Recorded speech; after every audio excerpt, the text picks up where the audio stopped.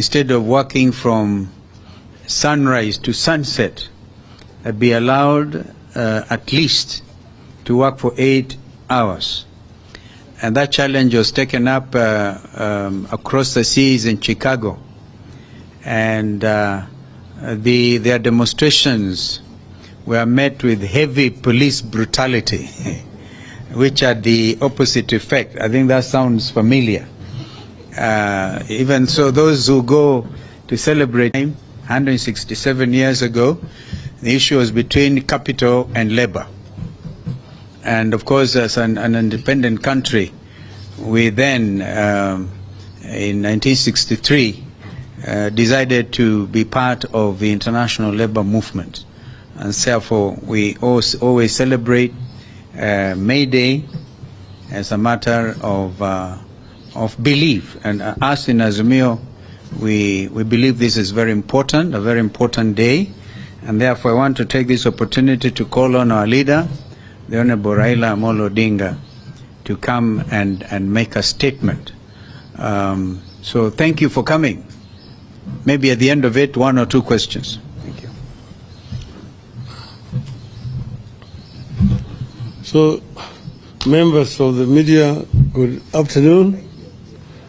Let me take over from where Steve has left it. Today is a very important day internationally.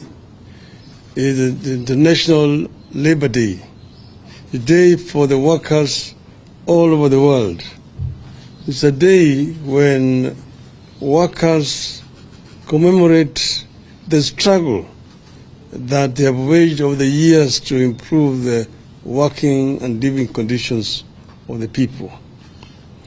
And today is taking place against a background of serious distress among the workers of Kenya. But I want to take this opportunity to congratulate all our workers for their resilience and their endurance. And I just want to urge them to continue to unite, because I think it was Karl Marx who once said, the workers of the world, unite. You have nothing to lose but your chains. So one would have expected today that workers would have gotten something. Unfortunately, nothing has happened to the workers, basically because of the lack of concern by those who at the moment have the responsibility to manage affairs of our country.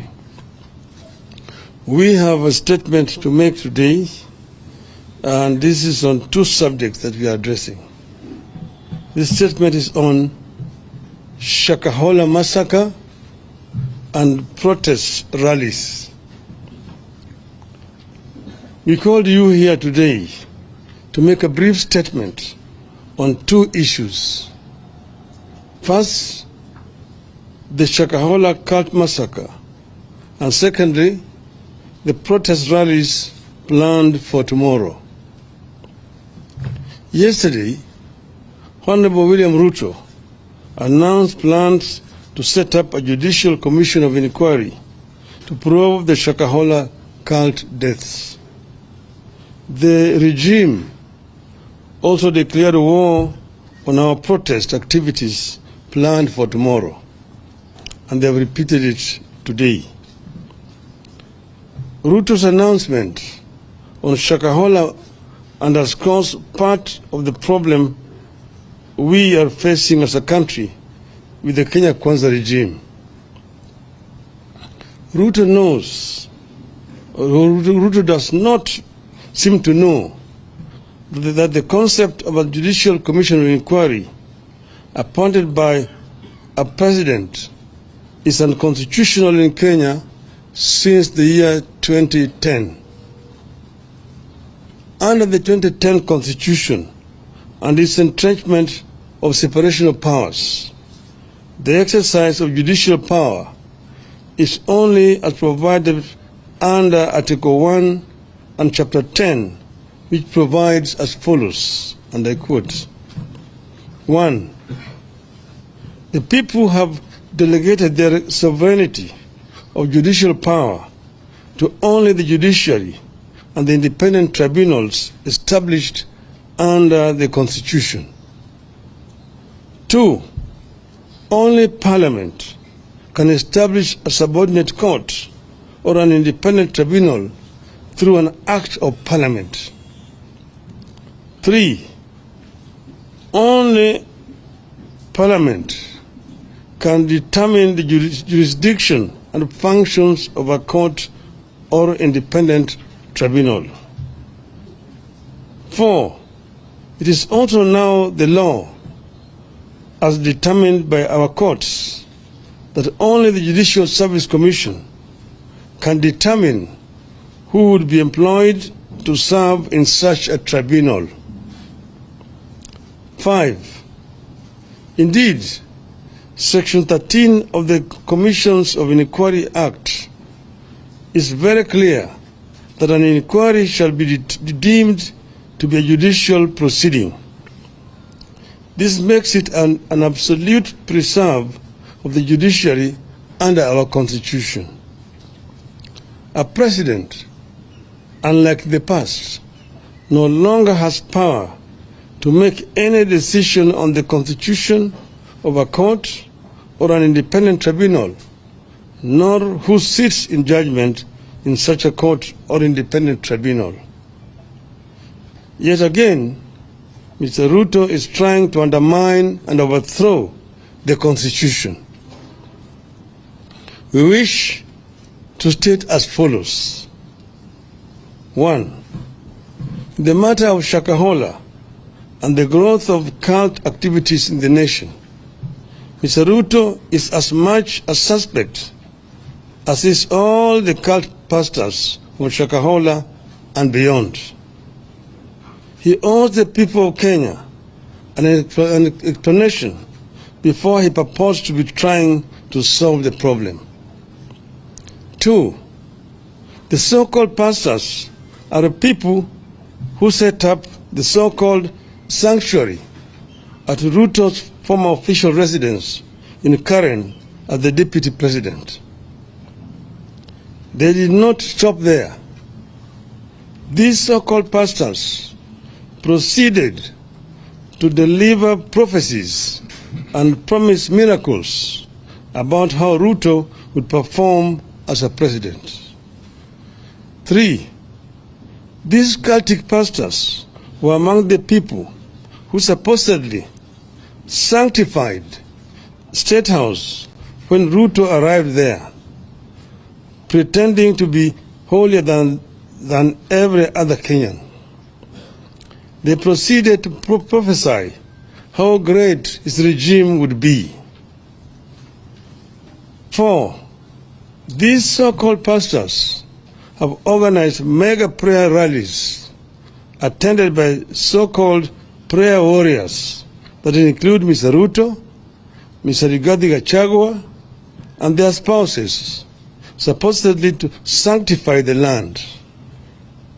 They ended up defiling the land. 5.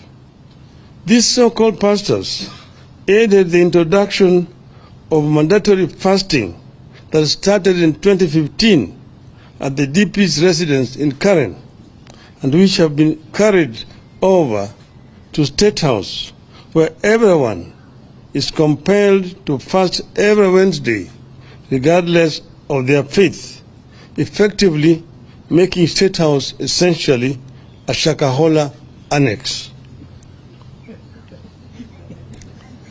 6. Sometime in May 2022, Mr. Ruto's family claimed to have prayed for impure borehole water at their current residence and turned it into clean when a purification machine had failed.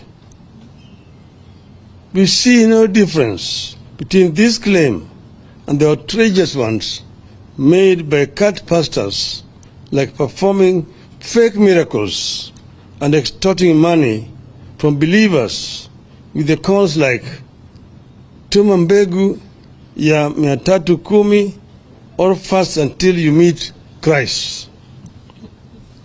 7. The cult leaders are behind the decision by Ruto to establish a faith diplomacy office where he has gone ahead to provide a list of 100 members to be recruited into Public Service Commission as intercessors, supposedly to pray for counties and the government. Nobody knows the identity, the qualifications of the so-called intercessors, how they were identified, and where they fit in a government where religion and state are separate entities. 8. Ruto is the leader of the cult movement disguised as Christianity in Kenya. Ruto, Gachagua, and their families must tell Kenyans leaders and what they knew about them. 9. Ruto and Gachagua must tell Kenyans how much these so-called pastors contributed to their 2022 campaign. How many times have the so-called pastors accessed a state house since the start of this regime? 10. As we stated at the start, Ruto must know he has no powers to appoint a judicial commission of inquiry, so that option is out. 11. We are all aware that judicial commissions of inquiry have been the tool of choice whenever the government has something to hide, like you believe Ruto does now. 12. Parliament must swing into action, come up with a select committee, and get to the roots of the cultic activities in the country and the abuse of religion for political gain. 13. Parliament must help us establish whether the deaths at Shakahola were acts of rogue pastors, human sacrifices, or body organ trade, and who the beneficiaries were. 14. The DCI may have swung into action late, but since they did, they have been doing a great job in Shakahola. They should be allowed to do their job without interference. 15. The current blanket restrictions placed on independent observers, including the media and civil society, must be lifted forthwith. 16. The state must give the media full access to the scene of crime and various aspects of the investigations. 17. Going forward, Ruto must commit to draw a clear line between religion and state in this country.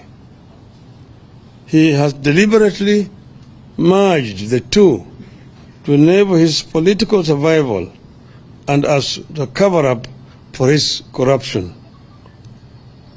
18th, on Shakahola, Ruto is as guilty as those he is seeking to investigate. I repeat, he is as guilty as those he is seeking to investigate.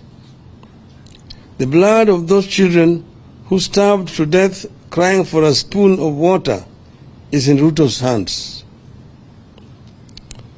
On our planned protest rallies, we confirm that they are on tomorrow, beginning 6 a.m. on the 2nd of May 2023. As we stated yesterday, the Constitution of Kenya, which in Article 37 provides that every person has the right peacefully and unarmed to assemble, to demonstrate, to picket, and to present petitions to public authorities. That has not been suspended. I repeat again, every person has the right peaceably and unarmed to assemble, to demonstrate, to picket, and to present petitions to public authorities.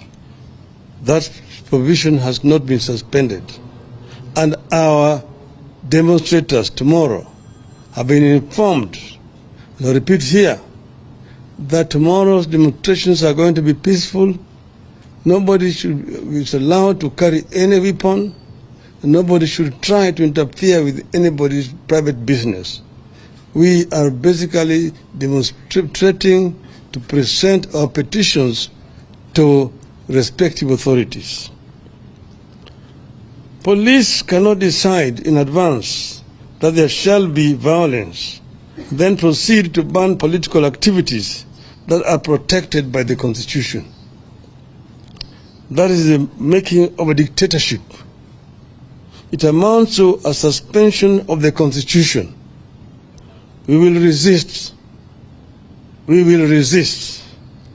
As we said yesterday, we shall present a petition to the IEBC, the Office of the President, the National Treasury, and the Public Service Commission. We repeat that the only violence and destruction of property that have taken place during our activities are when the police invade our marches and when Gachagua's hired goons to invade the Kenyatta family farm and stole sheep and cut down trees. Mr. Gachagua and Mr. Kamau Ichung'wah are themselves charged with sending goons to go and invade a farm and also a business premises, and no action has been taken by these police officers against them. It is instructive that to date, nobody has been arrested over that invasion of the farm. Nobody has been arrested over the destruction of Spectre International factory by goons hired by the same Gachagua. The state cannot purport to ban our activities on the grounds that it is protecting public property, while at the same time sponsoring the destruction of property in another corner of the city. So these demonstrations, as I've mentioned, are going to be peaceful demonstrations. Mr. Ruto, even today, has repeated that they are stand banned, that he's going to protect people's properties. We assure him there's going to be no destruction of people's properties. That is just an excuse. We assure Mr. Gachagua there will be no destruction of people's properties. Our people have been told to be peaceful. They're not even going to go to where people's places are. We're not going to markets. We're not going to shops. We say we are going to assemble at the Central Park in the city of Nairobi and march to the IBC headquarters and present a petition there. March to the office of the President along Uhuru Highway and present a petition. And also go to the Treasury buildings. There are no businesses along those streets. So therefore, nobody should come up with the excuse that they are going to protect people's properties tomorrow. They want to take this country to the dark days when people are not allowed to protest or to march. I invite them to see what is happening in France. Citizens have been demonstrating, buying tires on the streets in France, and they are protected by the police. They've been demonstrating in Europe, in Britain. They've been demonstrating in Israel. They've been demonstrating even in Japan. So we want to tell these people that Kenyans fought very hard to bring this new constitution. We will ensure that the provisions of this constitution are protected. The civil rights of the people of Kenya must be respected by whoever is in the regime, unless they want to impose a kind of civilian dictatorship back on our people. Asanteni sana. End of the statement.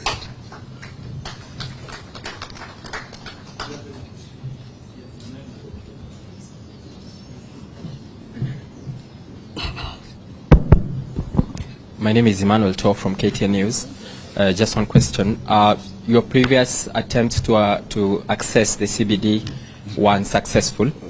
Okay. Raise your voice. All right. My name is Emmanuel Tor from KTN News. Your previous attempts to access the CBD were unsuccessful, and tomorrow you've targeted at least 4 government installations. How are you going to do this time around, and how are you going to access? Thank you. Well, of course, we know where those institutions are. Last time, we were barred from entering CBD. We therefore were forced to actually go on the periphery of the towns. We never chose to go to places like Madari, or to Kawangware, or Kangemi, or Kibra, Mukuru Kwanjenga, Pipeline, and so on. But we were denied access to the CBD, where we had applied to go and peacefully demonstrate and present our petitions to the authorities concerned. Today they are actually trying to repeat the same thing. You said that Kenyans fought so hard to bring this constitution to life, and that it is the responsibility of each and every Kenyan to defend provisions of this constitution. What these people are saying today is allowed to hold water. No Kenyan will ever be able to do any demonstration. All demonstrations will be illegal under the guise that you are going to be destroying people's properties, you're going to interfere with businesses of people, and so on. So they are trying to create a very, very dangerous precedent, and this must be resisted by all means.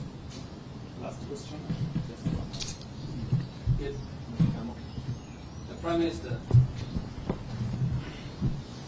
Minister, thank you. I am Ayub Abdikari from Citizen TV. And this is generally a concern from the Kenyan public. You hold on to a position granted by the Constitution. That's given. The government says we are banning that based on the destruction of property and the chaos that might accompany your protests. But I'm concerned on behalf of the Kenyan people as a professional because of the political uncertainty. You are a leader in this country who is held in high esteem. The president exercises authority from the people as it is happening at the moment. Just when will this uncertainty end? Because look, investments are dipping. The economic crisis in the country is one that Kenyans are unable at the moment to fathom.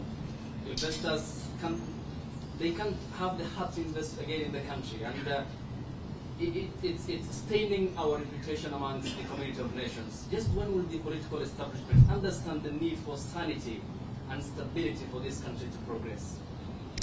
I guess you are addressing the question to the wrong person. You are actually dealing with the victim. And that question should be put squarely to Mr. Ruto and Mr. Gachagua. Because as you see, we ourselves are using the only tool available to us to talk to these people. We even offered to negotiate. We even appointed a team of negotiators. And you saw what they did, despite appointing one of our members as their representative. And they did that on purpose. They did not want to have any negotiations.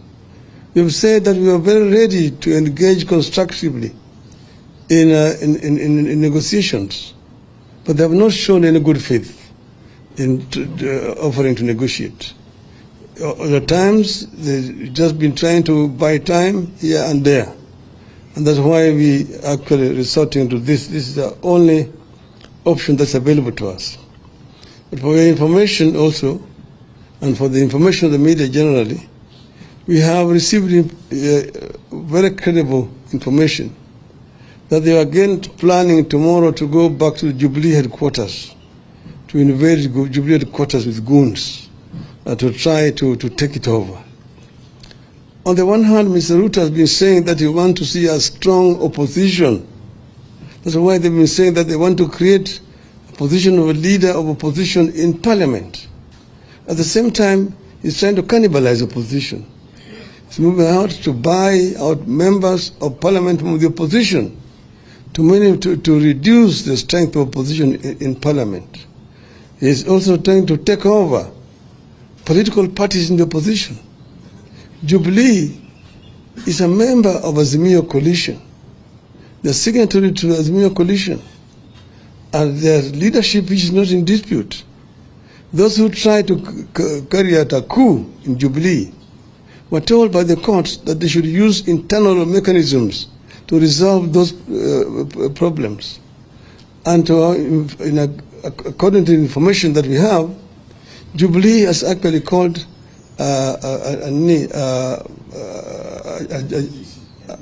NDC, National Delegates Convention. Why don't they wait for that? Why the hurry to try to take over Jubilee by force? This basically shows you that people who are hell-bent on trying to return this country to a single-party dictatorship, which we came from, those are the days. So we are people who are defending the gains which have been made by the people of Kenya. We will not sit down and watch them try to do it. We will resist. And that's why we are here.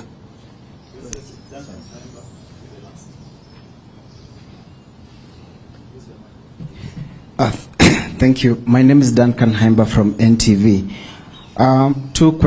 Two quick questions. One, those in government are accusing Azimio, the chairman of Azimio Council, that's retired President Uhuru Kenyatta, and yourself and the team as out to cause anarchy, and they read his involvement and your involvement long after you had accepted and moved on in court.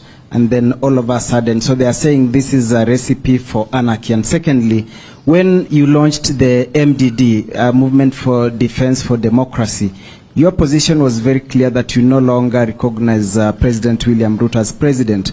Now, you've said the petition tomorrow among the places will be is to deliver a petition to him. When did the position change that now you recognize him as president? Thank you. I did not say that I'm presenting a petition to Mr. Ruto. I said we are presenting a petition to office of the president, because that office exists objectively. It's there. That's why we are making a presentation there. And what we are saying there is that we're asking them to ensure that the Constitution is respected, that they do not try to cannibalize political parties.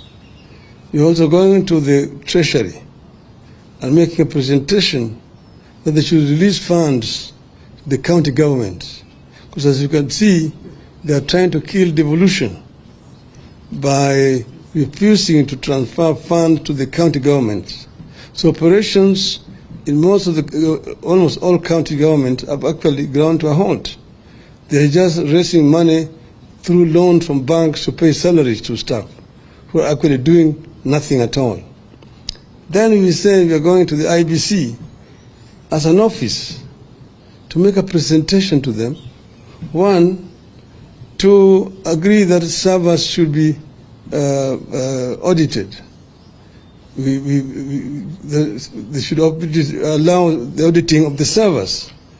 Why are we all of a sudden, you're saying we have changed our minds?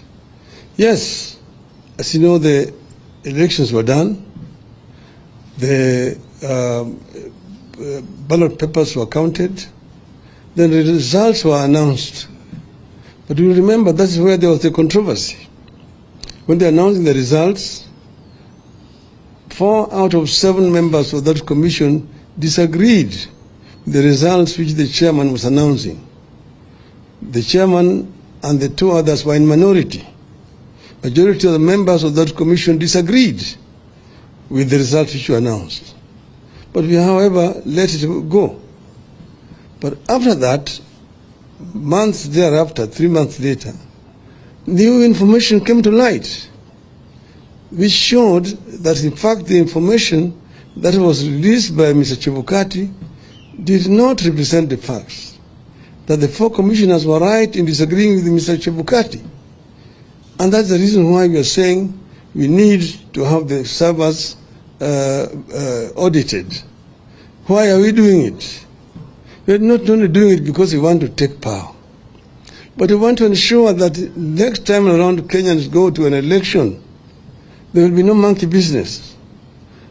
Because if this is not properly audited and concluded satisfactorily, Kenyans will not go to the polls. Why do you go to an election when results are announced arbitrarily by the chairman? And then we are also insisting that the 4 members of the commission need to be reinstated. Why? The only crime was because they disagreed with the chairman on the results. But if that is not corrected, it will mean that in the future, no member of a commission can disagree with the chairman, because they will fear that they will be expelled after the elections. So we are insisting that these people did not commit a crime. They were members of an independent commission, and they are performing their duties, which included agreeing or disagreeing with the results announced by the chairman. So we are saying that these Kenyans should not be condemned to misery the rest of their lives. They committed no crime, and therefore they need to be reinstated. That we do not believe is an unreasonable demand. And then we are talking about the cost of living of our people, which is so high and unbearable. You saw even today when the president asked them about the price of unga, there was a loud disapproval of what he was trying to say. So he lives in another world. Kenyans live in a different world. He said that is also not an unreasonable demand.